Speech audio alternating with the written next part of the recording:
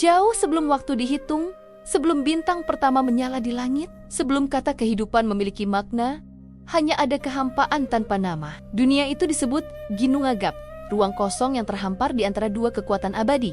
Muspelheim, dunia api yang menyala tanpa henti, dan Niflheim, dunia es yang membeku dalam kegelapan abadi. Dari pertemuan api dan es itulah uap hangat dan tetesan embun pertama lahir. Dan dari kabut purba itu muncul makhluk pertama Ymir, sang raksasa asal segala raksasa. Tubuhnya sebesar gunung, napasnya membawa badai, dan dari keringatnya lahir keturunan yang tak terhitung jumlahnya. Di dekatnya dari embun suci yang menetes di batu, lahir seekor sapi raksasa bernama Audhumla, makhluk suci yang memberi Ymir susu, sekaligus sumber kehidupan pertama di alam semesta. Dari jilatan lidah Audhumla pada batu asin, muncullah sosok baru, Buri, nenek moyang para dewa. Dari Buri lahirlah Bor, dan dari Bor lahirlah 3 putra yang kelak mengubah segalanya, Odin, Vili, dan Vi.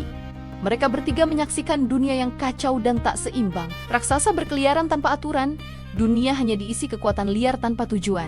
Maka mereka mengambil keputusan yang mengubah takdir kosmos. Mereka membunuh Ymir, sang leluhur raksasa yang menjadi simbol kekacauan itu. Darah Ymir mengalir membanjiri dunia, menenggelamkan para raksasa yang tersisa, hanya sedikit yang selamat. Salah satunya Bergelmir, yang kelak melanjutkan garis keturunan Jotun, musuh abadi para dewa. Dari tubuh Ymir, Odin dan saudaranya menciptakan dunia baru. Dagingnya menjadi tanah, tulangnya menjadi gunung, rambutnya menjadi pepohonan, dan tengkoraknya menjadi langit luas yang kita kenal sekarang.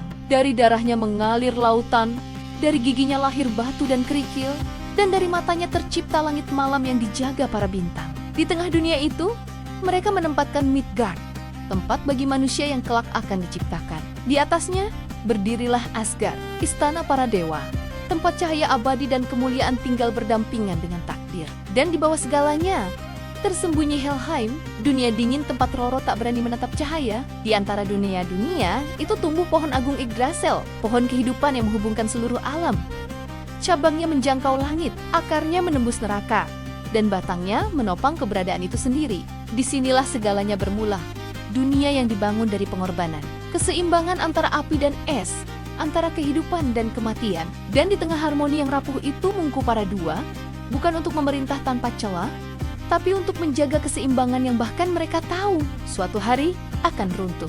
Setelah dunia terbentuk dari tubuh Ymir, 3 saudara, Odin, Vili, dan Ve, menatap karya mereka dengan kebanggaan yang sunyi. Namun mereka tahu, dunia tanpa jiwa hanyalah tubuh tanpa napas. Maka di tepi pantai Midgard, mereka menemukan 2 batang kayu terdampar. Dari kayu itu mereka menciptakan manusia pertama, Osku, sang laki-laki, dan Embla, sang perempuan. Odin memberi mereka nyawa dan roh. Vili menghadiahkan akal dan perasaan, dan Ve memberikan rupa serta suara. Dari 2 manusia itulah, dunia manusia mulai berdenyut. Tapi para dewa tak hanya menciptakan, mereka juga membangun dunia mereka sendiri, Asgard, kota megah yang berdiri di atas langit, dijaga dinding tinggi dari batu ilahi, dan dihubungkan ke Midgard oleh jembatan pelangi bercahaya, Bifrost. Di dalam Asgard berdiri aula tertinggi dan paling megah, Valhalla, tempat Odin duduk di takhta tinggi dengan mata tajam yang menembus waktu. Di sisinya, gagak hitam terbang, Hugin dan Munin, pikiran dan ingatan yang setiap hari mengembara ke seluruh dunia, membawa kabar dari segala penjuru kepada sang bapa dewa. Namun Asgard bukan hanya tempat bagi Odin seorang diri. Di sanalah tinggal para Aesir, dewa-dewa perang dan kekuasaan, serta Vanir, dewa-dewa kesuburan, sihir, dan kedamaian. 2 ras yang berbeda dalam asal, tapi sama dalam kekuatan. Dahulu, mereka pernah berperang, perang besar yang mengguncang seluruh 9 dunia. Aesir memegang kekuatan baja dan kehormatan, Vanir membawa sihir dan kebijaksanaan alam. Tak ada pemenang, hanya kehancuran. Namun dari darah dan amarah itu, lahirlah perdamaian abadi. Kedua pihak bertukar sandera sebagai simbol kepercayaan. Dari kaum Vanir datang Enjord, dewa laut dan angin. Bersama 2 anaknya, Freyr dan Freya, mereka diterima di Asgard dan menjadi bagian dari keluarga ilahi.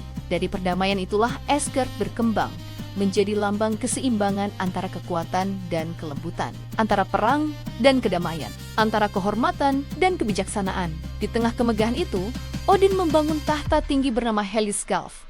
Dari sana, ia dapat melihat seluruh dunia, menyaksikan nasib manusia, raksasa, dan bahkan para dewa sendiri. Tapi semakin jauh ia melihat, semakin dalam pula ia merasakan satu hal. Pengetahuan selalu datang dengan pengorbanan. Maka, dalam hatinya tumbuh kerinduan bukan untuk kekuasaan, melainkan untuk pemahaman rahasia di balik keberadaan itu sendiri. Ia tahu, dunia yang indah ini bukanlah abadi. Di bawah akar Yggdrasil, ular raksasa Nidok terus menggigit kehidupan. Di tepi dunia para raksasa menunggu, penuh dendam dan haus darah. Odin tahu bahwa hari akhir, yang disebut Ragnarok, sudah tertulis bahkan sebelum dunia ini diciptakan. Namun, bukankah mengetahui takdir justru membuat perjuangan menjadi berarti? Maka ia bertekad mencari pengetahuan yang bahkan para dewa lain tak berani memandangnya. Pengetahuan tentang kehidupan, kematian, dan takdir yang menanti mereka semua. Dan dari pencarian itulah, lahirlah kisah tentang pengorbanan terbesar yang pernah dilakukan oleh seorang dewa. Ketika Odin menggantung dirinya di pohon kehidupan demi memahami rahasia semesta. Sebuah kisah yang akan mengajarkan bahwa kebijaksanaan sejati selalu menuntut harga, bahkan bagi sang dewa tertinggi. Di tengah kemegahan Asgard, Odin berdiri di balkon tertingginya, memandang cakrawala yang tak berujung. Angin berhembus membawa aroma dunia, suara manusia, jeritan perang, dan doa-doa yang tak pernah berhenti. Namun di balik semua itu, hatinya selalu dihantui oleh satu pertanyaan yang tak pernah terjawab. Tentang takdir, tentang arti kekuatan, dan tentang akhir dari segalanya. Ia tahu bahwa kebijaksanaan bukan hadiah, melainkan sesuatu yang harus diraih, bahkan jika harus menukar segalanya. Maka mulailah perjalanan sang Bapa Dewa, meninggalkan istananya dan berjalan menuju ujung dunia, ke tempat di mana akar pohon kehidupan menembus alam kematian. Di sana berdiri Yggdrasil, pohon agung yang menopang 9 dunia. Akar-akarnya menjulur ke segala arah, menembus dunia manusia, dunia para raksasa, hingga ke kedalaman Niflheim, tempat dingin yang menjadi rumah bagi kematian. Di bawah salah satu akarnya mengalir sumber air bening, sumur Mir, yang konon menyimpan seluruh pengetahuan semesta. Odin mendekati penjaga sumur itu, Mir, sosok bijak dengan mata yang bersinar redup seperti bara tua. Ia tahu apa yang Odin inginkan, dan tahu pula harga yang harus dibayar. Kau ingin kebijaksanaan sejati, kata Mir. Maka berikan sesuatu yang sepadan. Tidak ada pengetahuan tanpa pengorbanan. Odin menatap air bening itu, melihat masa lalu, masa kini, dan masa depan berkelindan di dalamnya. Ia mengangguk tanpa ragu, lalu mencabut pedangnya. Dengan satu gerakan tegas, ia mengorbankan matanya. Darah dewa menetes ke air suci, dan dengan itu, ia melihat segalanya. Tak dengan mata, tapi dengan kesadaran yang menembus dunia. Namun pengetahuan itu belum cukup. Ia tahu bahwa untuk memahami makna sejati dari keberadaan, ia harus lebih dari sekadar melihat. Ia harus mati dan hidup kembali. Maka Odin memanjat batang Yggdrasil, dan dengan tombaknya sendiri, Gungnir, ia menembus dadanya, menggantung dirinya di cabang pohon kehidupan. Angin berdesir di sekelilingnya, dan selama 9 hari 9 malam, ia bergantung di antara hidup dan mati. Tak ada makanan, tak ada minuman, hanya kesunyian semesta yang menatapnya kembali. Dalam penderitaan itu, Odin mulai mendengar suara-suara yang bukan dari dunia fana. Simbol-simbol aneh menari di benaknya, rune, bahasa rahasia yang membentuk seluruh ciptaan. Ia memahami kekuatan di balik kata, suara, dan niat. Ia tahu bahwa setiap nama memiliki jiwa, dan setiap rahasia dapat dibuka jika seseorang cukup berani membayar harganya. Pada malam ke-9, pohon Yggdrasil bergetar, dan Odin jatuh ke tanah. Ia membuka matanya yang tersisa, kini bercahaya oleh pengetahuan baru. Ia tidak lagi hanya penguasa Asgard, ia menjadi penjelajah jiwa dan waktu. Dewa yang tahu bahwa kekuasaan tanpa kebijaksanaan hanyalah kebutaan yang menyamar sebagai kemuliaan. Sejak hari itu, Odin membawa rune dalam jiwanya, mengajarkannya kepada manusia terpilih, para penyair dan penyihir yang kemudian disebut Sei. Ia menjadi pelindung bagi mereka yang mencari kebenaran, meskipun jalan itu gelap dan berliku. Namun, di balik kebijaksanaan itu, Odin juga menyadari sesuatu yang tak dapat diubah. Pengetahuan tentang Ragnarok, hari di mana para dewa akan binasa. Ia tahu akhir itu pasti datang. Dan setiap langkah menuju masa depan, hanyalah langkah menuju kehancuran yang sudah tertulis. Tetapi itulah harga dari pengetahuan. Mengetahui takdir, namun tetap memilih untuk berjuang. Dan dalam pilihan itulah, kebesaran sejati seorang dewa ditemukan.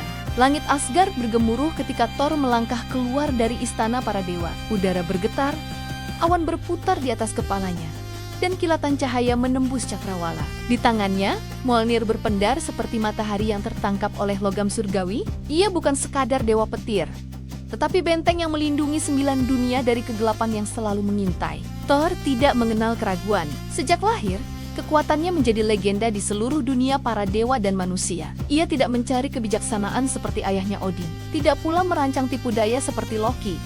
Thor adalah tindakan itu sendiri, amarah yang jujur dan kekuatan yang tidak mengenal batas. Ketika bahaya datang, tidak ada pertanyaan, hanya langkah maju dan hantaman Mjolnir yang mengguncang bumi. Namun di balik sorak pujian, ada kesunyian yang hanya Thor yang tahu. Ia lahir bukan untuk damai, tetapi untuk berperang. Setiap kemenangan hanyalah penundaan bagi pertempuran berikutnya. Di matanya, dunia selalu tampak rapuh, seolah kehancuran hanya menunggu di balik awan. Dan di setiap gelegar petir, ia mendengar panggilan takdir yang kelak akan menuntunnya menuju akhir. Thor adalah pelindung manusia. Ia sering turun ke Midgard, dunia fana, menyamar di antara manusia untuk menghadapi ancaman yang tak dapat mereka hadapi sendiri. Dari gunung-gunung bersalju di utara hingga lembah yang diliputi kabut, kisah tentang dewa bertubuh besar dan palu, petirnya tersebar di setiap generasi. Anak-anak menyebut namanya dengan hormat, para prajurit memanggilnya sebelum perang, dan para penyair menulis nyanyian tentang langkah-langkahnya yang mengguncang tanah. Namun kekuatan selalu mengundang tantangan. Di dunia para raksasa, Jotunheim, mereka memandang Thor dengan kebencian yang membara. Baginya, mereka adalah musuh abadi yang tak bisa dibiarkan hidup damai. Pertempuran demi pertempuran pun terjadi. Di langit, di lembah, dan di laut beku yang tak berujung. Thor berjuang bukan hanya dengan palu, tetapi dengan keyakinan bahwa hanya keberanian yang bisa menahan kegelapan dunia. Ada satu kisah yang selalu diceritakan tentangnya. Ketika ia menghadapi ular dunia, Jormungandr, makhluk raksasa yang melingkari lautan dan menggigit ekornya sendiri. Dalam pertempuran itu, ombak naik setinggi gunung, langit hancur oleh petir, dan bumi bergetar seakan ingin runtuh. Thor melempar Mjolnir dengan kekuatan penuh, menghantam kepala ular hingga laut mendidih. Namun meski ia menang, racun dari ular itu perlahan merayap dalam nadinya. Ia tahu, suatu hari mereka akan bertemu lagi dalam pertempuran terakhir yang akan mengakhiri segalanya. Di Asgard, para dewa menyambut kepulangannya dengan sorak dan lagu. Tapi di balik tawa, Odin melihat sesuatu di mata putranya.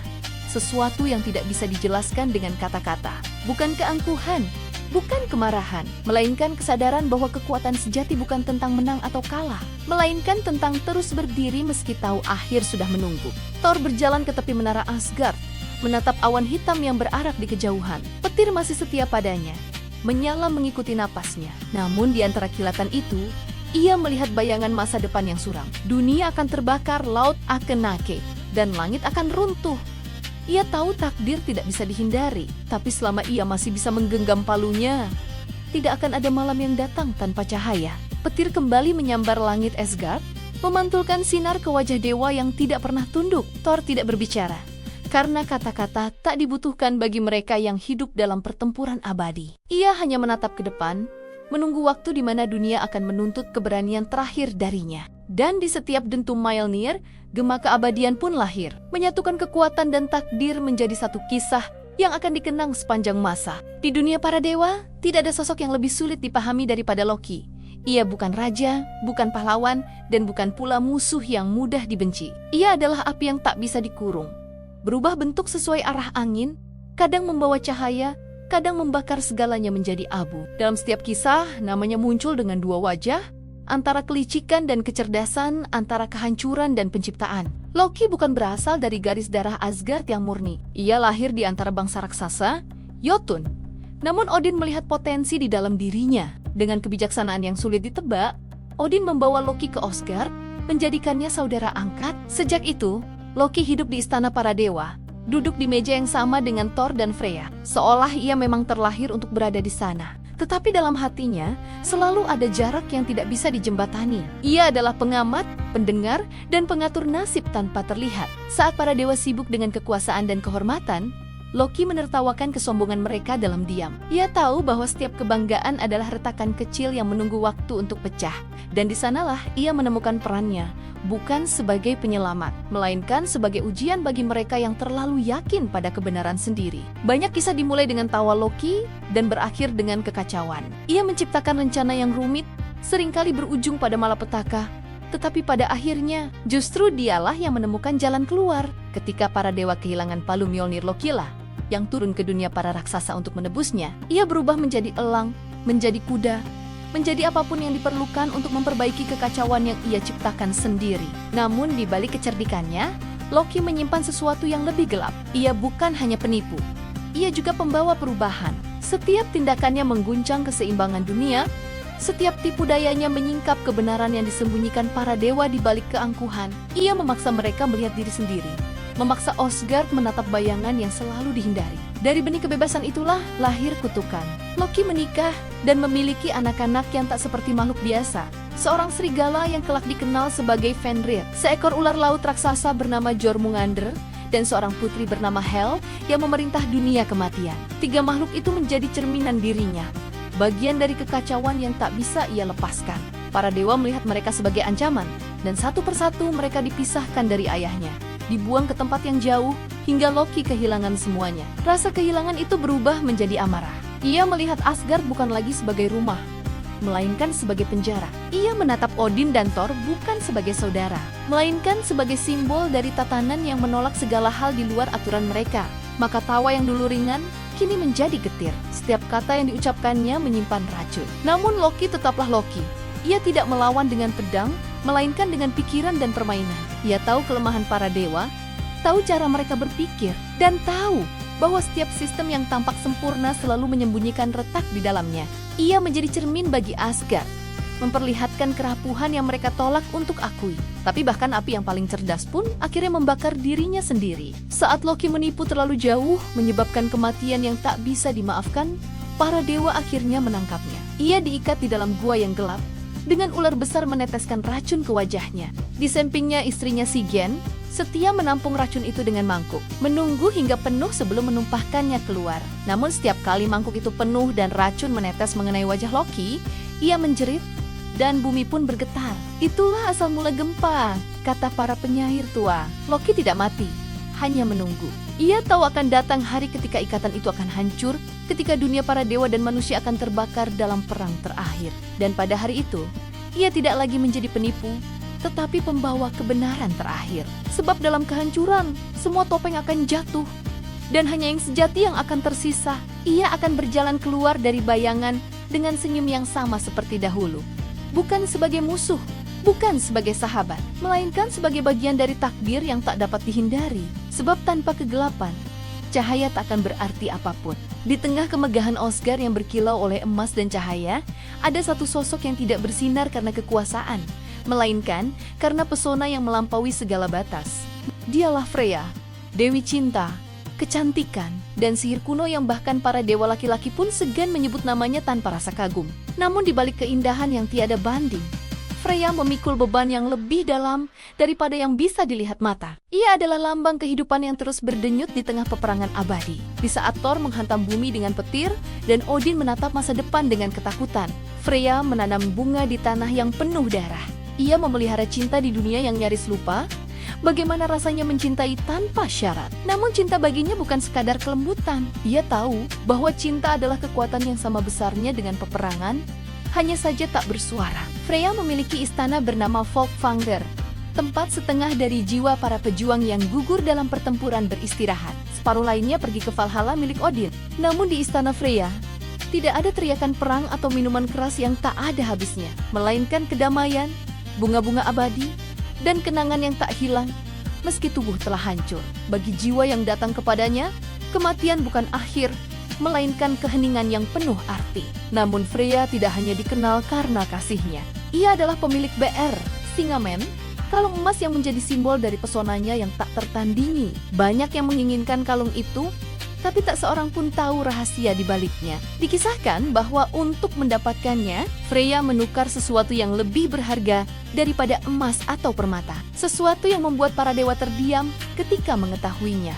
Namun apapun yang ia korbankan, kalung itu menjadi bagian dari dirinya, simbol dari cinta yang tidak dapat dibeli dan tidak dapat dimiliki sepenuhnya.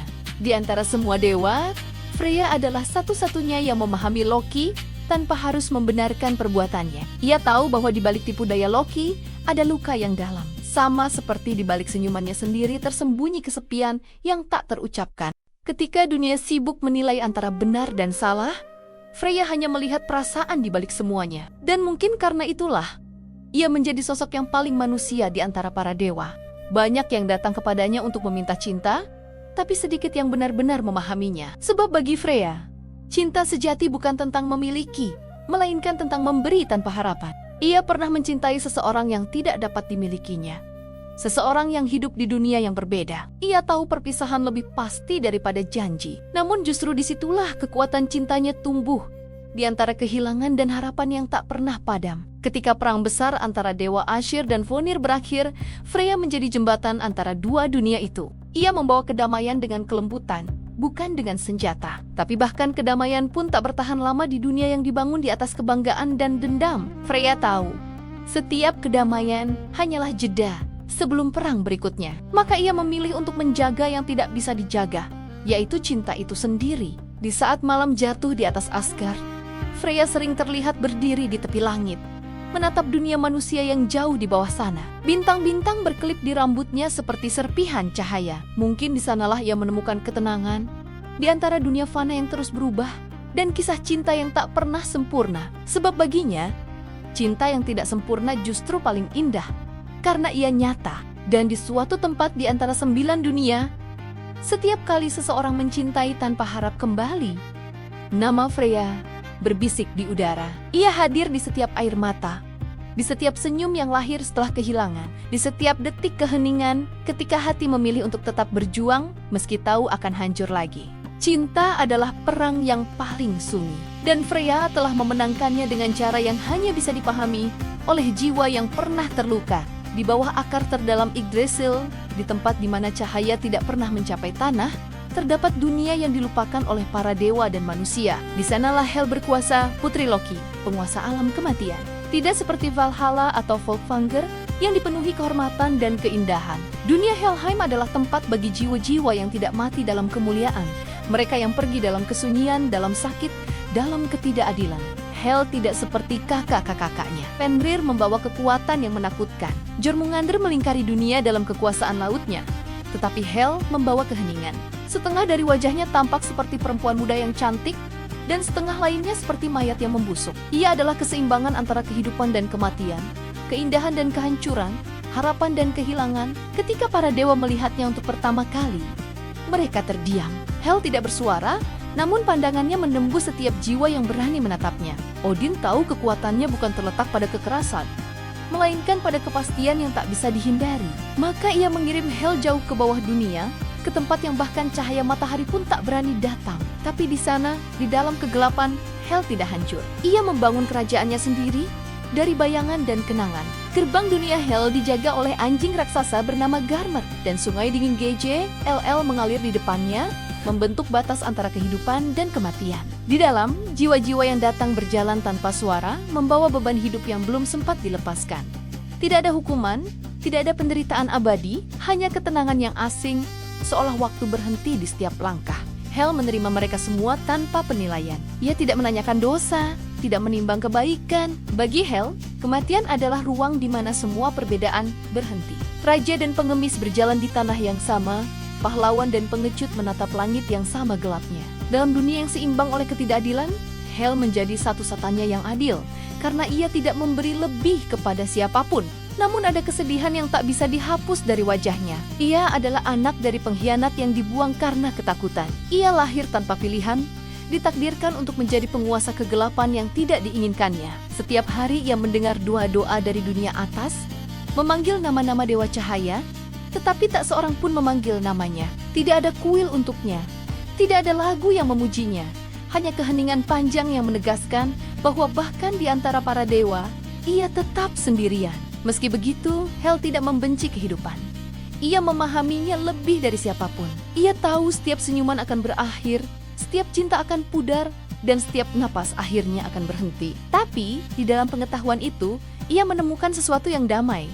Karena tanpa akhir, tidak ada makna. Ia tahu bahwa bahkan cahaya yang paling terang pun membutuhkan malam untuk membuatnya terlihat. Kadang, di dunia manusia, mereka yang hampir mati mengatakan bahwa mereka melihat sosok perempuan berdiri di antara kabut dengan satu sisi wajah indah dan sisi lain menyeramkan. Ia tidak menakut-nakuti, hanya menatap dengan mata yang dalam dan penuh belas kasih. Lalu kematian terasa tenang, seperti tidur setelah perjalanan panjang. Mungkin itulah Hel, datang bukan untuk mencabut kehidupan, tetapi untuk menuntun jiwa menuju keheningan yang abadi. Bagi para penyair tua, Hel bukanlah iblis. Ia adalah akhir yang tidak dapat dihindari, bagian dari keseimbangan yang menjaga dunia tetap utuh. Ia tidak meminta disembah, tidak menuntut pengampunan. Ia hanya menunggu dengan kesabaran yang tidak dimiliki siapapun hingga semuanya kembali padanya. Dan di bawah akar Yggdrasil, di antara kabut dingin dan sungai beku, Hel duduk di singgasananya yang tenang. Tidak ada suara kecuali desir angin dari dunia atas yang membawa sisa doa manusia. Ia mendengarnya, tapi tidak menjawab. Ia hanya tersenyum pelan. Karena tahu, cepat atau lambat semua doa akan berakhir di tempat yang sama. Langit mulai berubah warna. Di atas Asgard awan merah darah berputar seperti pusaran takdir yang tak bisa dihentikan. Angin dingin bertiup dari arah utara, membawa bau kematian yang bahkan Odin pun tak bisa abaikan. Inilah saat yang telah lama dinubuatkan, yang bahkan para dewa sendiri tidak dapat hindari.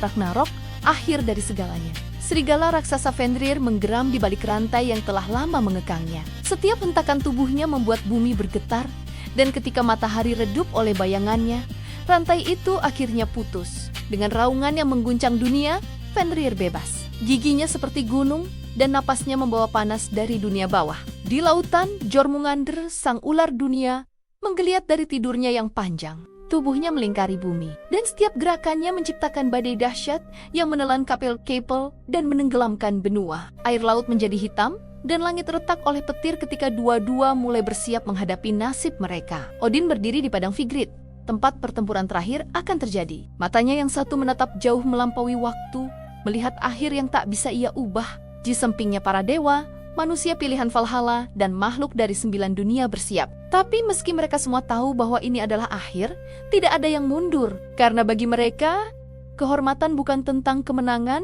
melainkan tentang keberanian untuk melawan meski tahu segalanya akan berakhir. Langit terbuka, dan dari sana muncul Surtur, raksasa api dari Muspelheim. Pedangnya menyala seperti matahari kedua, dan di setiap langkahnya, tanah terbakar menjadi abu. Api membungkus langit, menghapus bintang-bintang satu persatu. Surtur tidak tertawa, tidak berteriak, hanya berjalan dengan tenang menuju akhir dunia, seperti seseorang yang menepati janji lama. Pertempuran pun dimulai. Thor berhadapan dengan Jormungandr, sang musuh abadi. Petir dan racun bertabrakan dalam ledakan yang memecah bumi. Thor menghancurkan ular itu dengan palu Mjolnir. Tapi racunnya meresap ke dalam tubuh sang dewa. Dan beberapa langkah setelah kemenangannya, Thor pun tumbang. Odin berhadapan dengan Fenrir. Meskipun bijak dan perkasa, bahkan sang Allfather tidak bisa menghindari takdir. Fenrir menelannya bulat-bulat, dan dunia berguncang dalam keheningan yang mematikan. Namun, dari bayangan, putra Odin, Vidar, melangkah maju, membalas ayahnya dengan kekuatan diam, dengan tangan dan sepatu raksasa yang terbuat dari kulit dunia. Ia merobek rahang Fenrir hingga makhluk itu jatuh, tak bernyawa. Sementara itu, di dunia bawah, Hel duduk di singgasananya. Ia tidak turun ke medan perang, karena ia tahu perannya bukan untuk berperang, melainkan untuk menerima. Jiwa-jiwa yang gugur datang padanya tanpa henti, dan dengan lembut ia menyambut mereka. Bahkan para dewa yang dahulu menakutinya. Dalam keheningan, ia menatap api yang membakar dunia di atas dan berbisik lirih, "Semuanya akan kembali padaku." Ketika Surtur mengayunkan pedangnya untuk terakhir kalinya, nyala apinya melahap dunia. Gunung-gunung runtuh, laut mendidih, langit pecah menjadi serpihan cahaya. Tidak ada lagi Asgard, tidak ada lagi Midgard. Hanya api, air, dan keheningan. Namun dari abu itu, sesuatu terjadi. Dari kabut yang tersisa setelah api padam, muncul pucuk hijau pertama. Sebuah kehidupan baru, kecil namun nyata. Dua manusia yang selamat, Livi dan Livtrazih, muncul dari hutan yang tersembunyi. Mereka berjalan ke dunia yang sunyi, di mana matahari baru mulai terbit kembali. Lencici bersih dan sungai mengalir dengan tenang. Mereka bukan dewa, bukan pahlawan, hanya manusia biasa. Tapi di tangan mereka, dunia akan dimulai lagi. Karena di dalam kehancuran, selalu ada awal yang baru. Dan di tempat jauh, mungkin Odin, Thor, Freya, bahkan Loki tidak sepenuhnya lenyap. Mereka hidup di dalam cerita, di dalam ingatan, di dalam doa-doa bisu manusia yang masih mengingat nama mereka. Begitulah kisah para dewa Norse berakhir. Bukan dengan kematian semata, tapi dengan kelahiran kembali. Karena bahkan di akhir dunia, Takdir tidak pernah benar-benar berhenti berputar. Setelah kobaran api terakhir padam dan gelombang besar surut dari muka bumi, dunia terdiam. Tidak ada lagi kilat di langit, tidak ada raungan serigala, tidak ada nyanyian perang. Hanya angin lembut yang meniup abu dari masa lalu. Abu dari para dewa, raksasa, dan manusia yang telah menjadi bagian dari siklus besar kehidupan. Dari keheningan itu, perlahan dunia mulai pulih. Gunung-gunung baru muncul dari dasar laut, pepohonan tumbuh dari tanah yang hangus, dan langit yang dulu kelam kini memancarkan cahaya lembut. Matahari baru terbit, lahir dari putri matahari lama yang tewas di mangsa Fenrir. Sinarnya tidak menyilaukan, melainkan hangat, seolah menandakan bahwa meski segalanya musnah, kehidupan akan selalu menemukan jalannya. Di tengah hutan hijau yang lembab oleh embun pagi, dua sosok manusia berjalan perlahan, Livi dan Livtrazi. Mereka adalah sisa dari umat manusia, berlindung di dalam hutan suci selama kehancuran. Kini, mereka memandang dunia yang baru dengan mata yang penuh rasa ingin tahu dan takut. Tidak ada istana Asgard, tidak ada menara emas Valhalla, tidak ada suara petir dari Mjolnir, tapi ada harapan, kecil dan murni, tumbuh dari tanah yang pernah terbakar. F menatap langit yang biru muda dan berbisik. Apakah para dewa benar-benar telah tiada? Fitarasir menjawab lembut. Mungkin mereka tidak hilang. Mereka hanya menunggu kita melanjutkan apa yang telah mereka mulai. Di kejauhan, sungai memantulkan cahaya seperti cermin. Burung-burung baru terbang di udara, dan binatang-binatang mulai muncul kembali. Dunia tidak lagi dikuasai oleh perang atau keabadian, tapi oleh keseimbangan yang lahir dari kehancuran. Namun, legenda mengatakan bahwa sebagian kecil dari para dewa mungkin masih ada. Vidar dan Vali, putra Odin, disebut masih hidup, dua sosok yang mewarisi kebijaksanaan dan keberanian ayah mereka. Modi dan Magni, putra Thor, ditemukan membawa Mjolnir, palu yang kini menjadi lambang, bukan kekuatan, tapi perlindungan. Dan di tempat jauh, Balder, dewa cahaya yang dulu gugur karena tipu daya Loki, kembali dari dunia bawah, membawa kedamaian ke dunia yang baru. Dengan para dewa muda itu, tatanan baru lahir, tidak lagi dunia yang dipenuhi dendam dan perang tanpa akhir, melainkan dunia yang dibangun dari pemahaman dan keharmonisan. Alam dan manusia hidup berdampingan, dan mitos-mitos lama menjadi cerita yang diceritakan di bawah cahaya api unggun. Kini, Ragnarok bukan hanya dianggap sebagai akhir, tetapi juga simbol dari pembaruan, bahwa setiap kehancuran membawa kesempatan untuk memulai kembali. Dunia Norse mengajarkan, bahkan para dewa pun tidak kebal terhadap waktu dan takdir, tapi mereka juga menunjukkan bahwa keberanian sejati bukanlah menghindari akhir, melainkan menerimanya dengan kepala tegak demi kehidupan yang akan datang. Dan mungkin, di dalam hati manusia modern, roh para dewa itu masih hidup. Setiap kali kita berani melawan takdir, seperti Thor menantang Jormungandr. Setiap kali kita menegakkan kebenaran, seperti Vidar membalas ayahnya. Atau setiap kali kita menciptakan sesuatu dari kehancuran, seperti dunia baru yang tumbuh setelah api ser terpadam. Karena mitologi bukan hanya tentang masa lalu, ia adalah cermin dari jiwa manusia yang tak pernah berhenti berjuang. Dan selama ada yang menceritakan kisah mereka, para dewa Norse tidak akan pernah benar-benar mati.